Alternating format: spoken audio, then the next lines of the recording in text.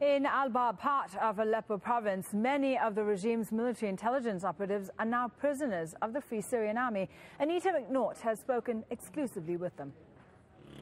In the main street of Al-Bab, Aleppo province, the headquarters of military security is a burnt-out wreck. This was one of the most feared and hated of Syria's many intelligence agencies, notorious for its harassment, beatings and torture.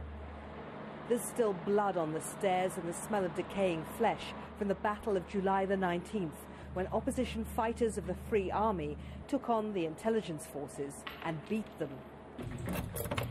Now the tables have been turned and the jailers are in jail. No one forced these men to talk to us, and most of them didn't want to, but two did, recognizing their reign of terror in Al-Bab was over. They were very afraid of you. كان معظم الشعب خائفا منكم.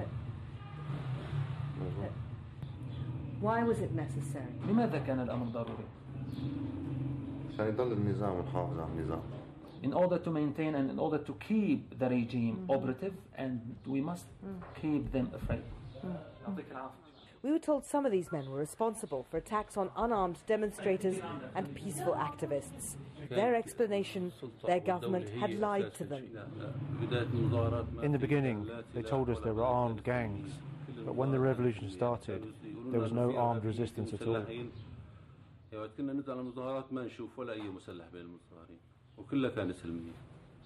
But surely, as an intelligence agency, they must have known what they were dealing with.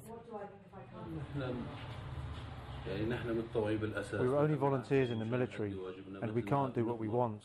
We were only following orders. At what stage did you personally question those orders? We can't question. If you do, they prosecute you in the military court. Outside, the head of the Free Army Brigade that brought down the local intelligence agencies We must treat them better than they treated us. We eat with them and they sleep amongst us.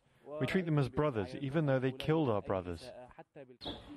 These intelligence servicemen's families know where they are and can visit, while Al-Bab has more than 100 civilians who, after being detained by an intelligence office, have never been seen again.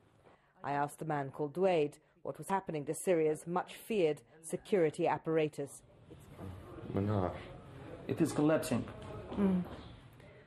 These intelligence officers have been promised a trial when Syria stabilizes. No one can say this week how long that might take. Anita McNaught, Al Jazeera.